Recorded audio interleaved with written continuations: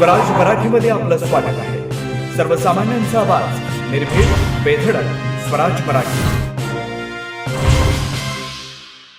Nylon मांजावर बंदी असतानाही मांजाचा मोठ्या प्रमाणात उत्साहात वापर.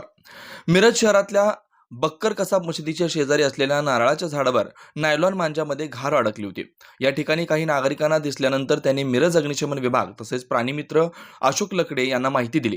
सुमारे 30 ते 35 फूट उंचीवर ही घार असल्यानं बचाव कार्याला मोठा अडथळा निर्माण होत होता.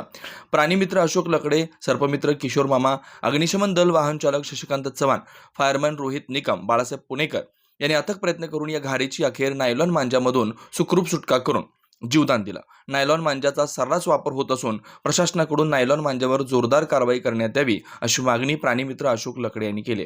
आज सकाळी मला अभिषेक पाटील यांनी फोन केला की बक्कर मशीदजवळ एक घार अडकलेली आहे.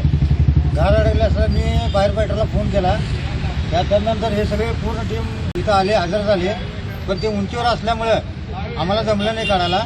मग आमचे सर्व मित्र जे आहेत किशोर मामा हे यशवंत मागणीवरून आले आणि ती घार रिलीज करून आमच्या हातात दिलेली आहे.